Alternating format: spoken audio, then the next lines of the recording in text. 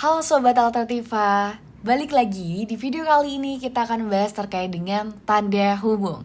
Nah, sebelum kita masuk ke dalam pembahasan, kita coba gambarkan terlebih dahulu ya tanda hubung itu bentuknya seperti apa. Nah, tanda hubung teman-teman itu ditulis lebih pendek. Tetapi kita juga mengenal dengan tulisan strip yang lebih panjang, yakni disebut sebagai tanda pisah. Tanda pisah itu ditulis cenderung lebih panjang dibandingkan tanda hubung. Tetapi di video kali ini, kita akan lebih memfokuskan pembahasan kepada tanda hubung. Ya, oke. Penggunaan tanda hubung yang pertama, tanda hubung itu digunakan untuk menandai bagian kata yang terpenggal oleh pergantian baris. Misalnya, kini ada cara yang baru untuk mengukur. Jadi kata mengukur itu seharusnya serangkai, tetapi kata meng itu yang paling pas banget di akhir atau udah ngepres banget. Jadi dia harus ditulis di bagian baris yang kedua. Untuk memenggalnya, maka menggunakan tanda hubung. Oke, selanjutnya di aturan yang kedua, tanda hubung digunakan untuk menyambung unsur bentuk ulang. Contohnya di sini ada kata anak-anak dan kata berulang-ulang. Jadi untuk merangkainya menggunakan tanda hubung. Oke, di aturan yang ketiga, tanda hubung digunakan untuk A. Menyambung tanggal, bulan, dan tahun yang dinyatakan dengan angka. B. Menyambung huruf dalam kata yang dieja satu demi satu. Dan C. Menyatakan skor pertandingan. Ini harusnya pertandingan ya. Misalnya 11/10/2024. Nah, teman-teman di sini ada pengecualian. Ketika bulannya ditulis dengan huruf, maka penggunaan tanda hubung tidak digunakan lagi. Jadi langsung 11 Oktober 2024. Di sini juga ada contohnya untuk penjedaan huruf panitia. Jadi PANITIA. Dan juga ada skor pertandingan, ada 2-0. Berarti skor pertandingannya 2 dan 0. Oke, kita masuk ke aturan yang keempat. Keempat, tanda hubung itu digunakan untuk memperjelas hubungan bagian kata atau ungkapan. Misalnya, berevolusi, mengurus. Bandingkan dengan contoh di bawah ini, berevolusi dan mengurus. Ini berbeda teman-teman. Coba kita maknain satu persatu. Berevolusi itu maknanya adalah berubah atau berkembang secara berangsur-angsur. Itu berbeda dengan kata berevolusi. Kalau berevolusi itu maknanya adalah mengatakan perlawanan. Dalam hal ini, dua kata demikian itu berbeda maknanya. Sama dengan kata mengurus yang memiliki arti merawat dan melihara, dan juga mengurus yang menyatakan menjadi kurus. Oke, kita lanjut di aturan yang kelima ya. Tanda hubung digunakan untuk merangkaikan unsur yang berbeda, yaitu di antara huruf kapital dan non-kapital, serta di antara huruf dan angka. Misalnya di sini ada kata se-Indonesia. Di sini ada perbedaan huruf. Ada perbedaan huruf non-kapital dan juga kapital di bagian Indonesia. Lalu ada peringkat ke-1, lalu juga ada S1, ada KTP-mu, ada tahun 2000-an, dan juga ada kata ciptaannya. Di sininya itu menyatakan kepada ke arah ketuhanan ya teman-teman, maka dia menggunakan awalan kapital. Oke, kita lanjut ke aturan yang ke-6.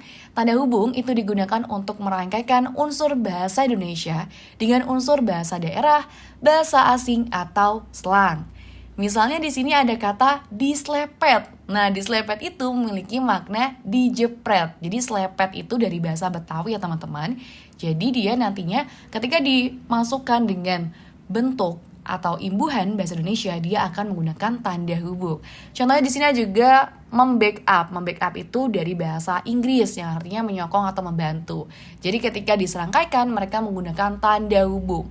Dan ingat teman-teman, slepet dan backup itu adalah bentuk kata asing. Jadi slepet dari bahasa daerah dan backup dari bahasa asing. Jadi ketika ditulis itu harus banget ya ditulis dengan menggunakan huruf miring. Jadi ada dua aturan. Ketika dia disamakan dengan imbuhan, dia harus menggunakan tanda hubung dan kata tersebut harus dimiringkan. Oke, kita lanjut ke aturan yang ketujuh. Tanda hubung digunakan untuk menandai imbuhan atau bentuk terikat yang menjadi objek bahasan. Misalnya di sini ada pe, di mana itu pekerja.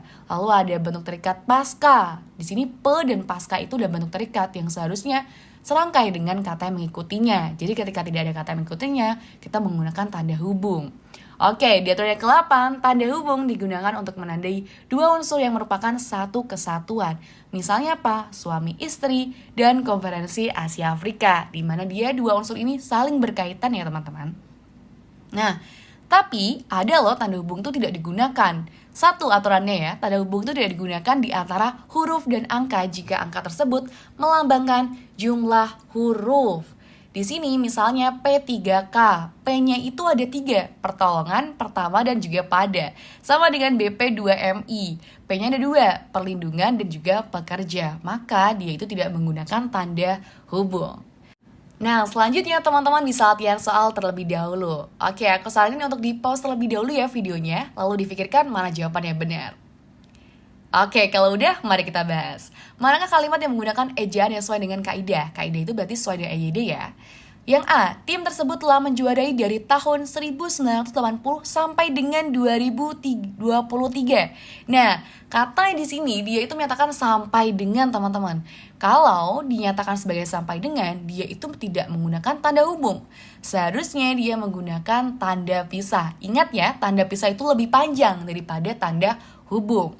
Nah, selanjutnya kita coba di opsi B. Yeji melakukan perjalanan dari Jakarta sampai dengan Madura selama 2 hari. Sama ya teman-teman dengan opsi yang sebelumnya, dia menyatakan sampai dengan. Jadi seharusnya penulisannya menggunakan tanda pisah yang lebih panjang. Di opsi yang C, lomba di kampung itu disebut anti-mainstream, para masyarakatnya. Di sini, anti-mainstream teman-teman, sama dengan aturan yang sebelumnya ya, di mana kata tertutup terikat lalu dia dikaitkan atau diserangkaikan dengan bahasa asing. Maka dia harus menggunakan tanda hubung, sudah tepat sekali ya, dan kata asingnya itu harus dimiringkan. Nah, kata anti itu juga bentuk terikat ya teman-teman, yang seharusnya dia itu akan serangkai. Tetapi ketika dia disandingkan dengan bentuk atau bahasa daerah atau bahasa asing, maka menggunakan tanda hubung.